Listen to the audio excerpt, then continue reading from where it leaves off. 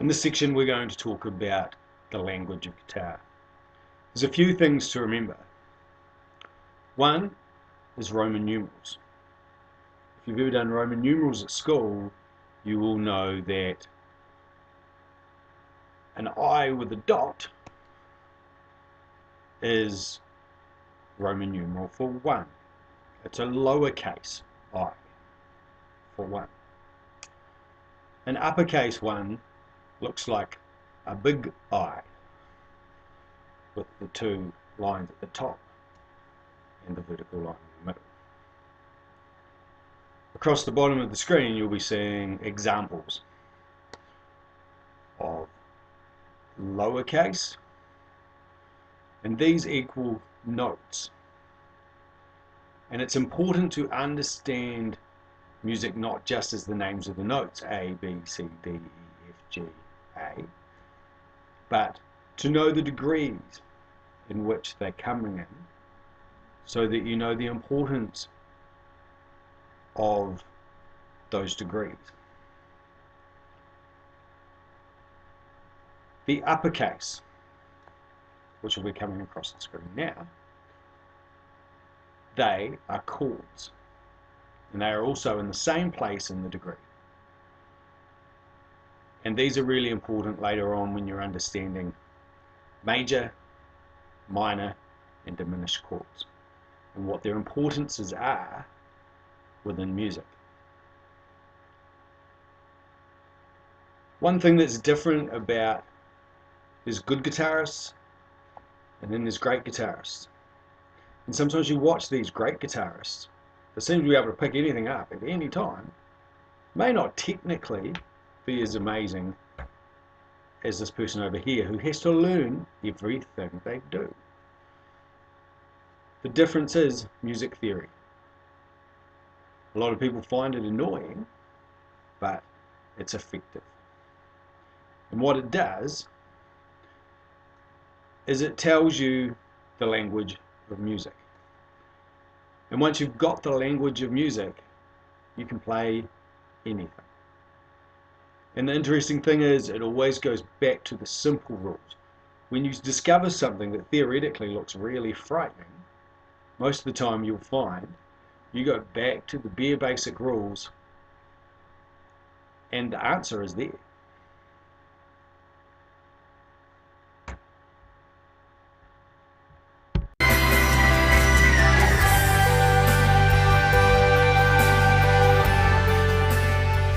Now we're going to talk a little bit more about the language of guitar. One very important thing for bass guitar and 6-string guitar and other types of guitar like 12-string, 7-string. 12 strings, it's exactly the same as a 6-string guitar, except there is 12 of them, 2 E's, so a low E and an octave of that, 2 A's, a low A and a high A, and so on. That's how a 12-string works. A 7-string is traditionally, from the 2nd string down, is exactly like a 6-string guitar, except the top one is traditionally tuned to a B, a very low B, much like that B there, the B on bass guitar.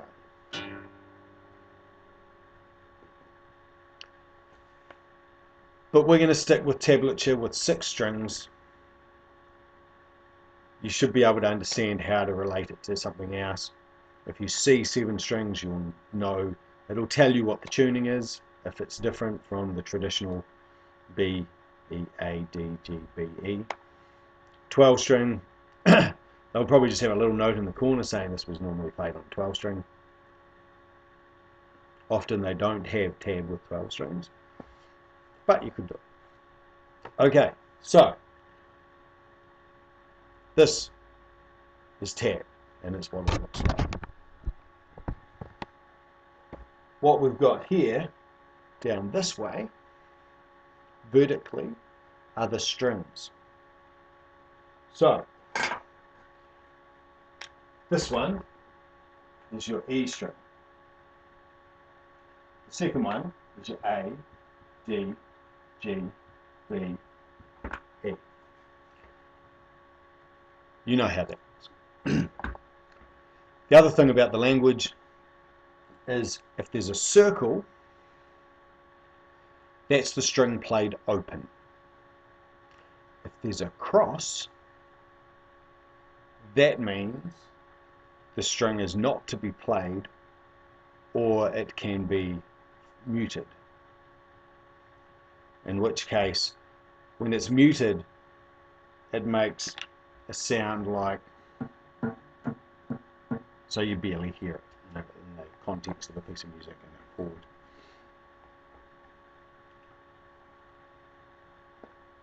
This line here I told you was very important, the double line, normally filled in. That is the nut.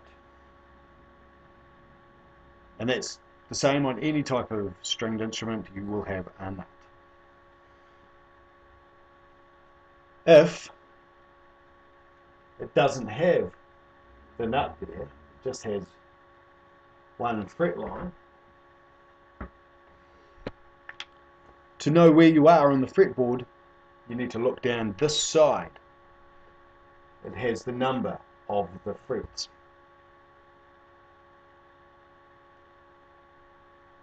These horizontal lines are the frets. Down here, in this case it says 1, 2, 3 and 4. Often those particular numbers won't be written there very often because it will have the double bar line showing the nut. Otherwise, you would be more likely to see what you want to know is what this fret is. And so it might have 5 and then 6, 7, 8. And it'll tell you where on the fretboard you are. In this case, if you can clearly see this, you will find it is an E minor chord that I've shown you here. Tablature does get harder. It has lead, you can show lead work in tablature, and you can have a little whir, and that means adding a bit of vibrato to the note. There's lots of little things to learn, and at the bottom of a piece of tablature you'll often see a glossary, and it will explain what all these symbols mean. And sometimes you'll find new things quite often in tab. It's a very, very in-depth language. But it is used for very basic chord shapes. If you find you're learning the chords I've shown you really fast, don't hesitate. If you bought one of my books, go to the back of the book. That's how I learnt to play guitar initially, before I got lessons off a very great teacher. I went to the back of the book and I saw chord charts like this and like this. And it made sense to me straight away. If you're that person and you've looked at that and gone, oh, okay, I know 25 chords in an hour. It happens. And that's how I learn. So if you feel that way, go ahead, do that. So it's new techniques you'll learn when learning chord shapes. And you will find the rhythm classes very, very easy once you've got those. Sometimes people are better at chords than they are rhythm, but you'll find out soon.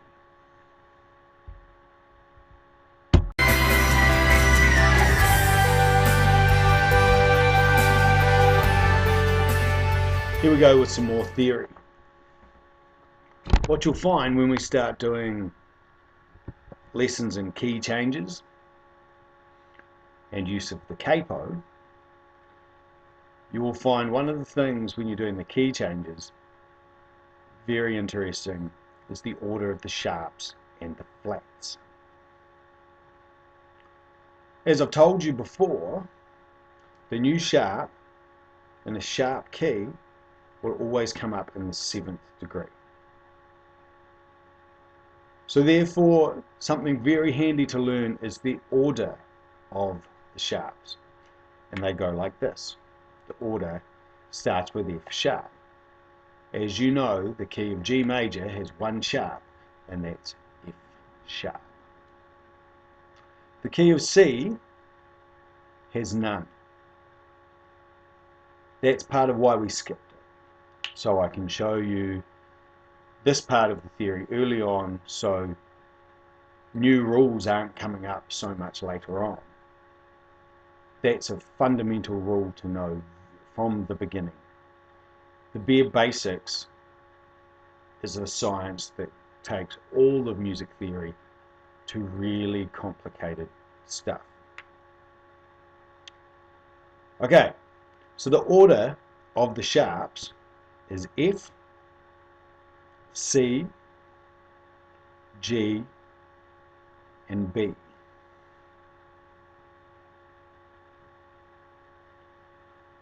You can learn little rhymes to remember it. I learned one, and I think it would be good if you came up with your own. F, C, G, B. So what happens often is you'll see a key signature that says there are 3 sharps. So, therefore, we can work out a key very easily. F, C, and G are the 3 sharps. So the G must be the 7th degree. So therefore, you know a semitone up is the root again at the 8th degree. It's the octave, the root octave. So G sharp, as soon as you see 3 sharps, you know the third one is G sharp. Therefore your key is a semitone up from that, which is A. And that rule, again, never changes. So if you have 2 sharps, you know the second sharp is C sharp, and a semitone up is D. And this carries on with all 5 sharps. So if you have 5 sharps, you look at it in a key signature and find out you've got 5 sharps, you go, wow, that looks scary. And it's not. It's very easy because you know, if you know the order of your sharps, you know the 5th one is A, semitone up from A sharp is B.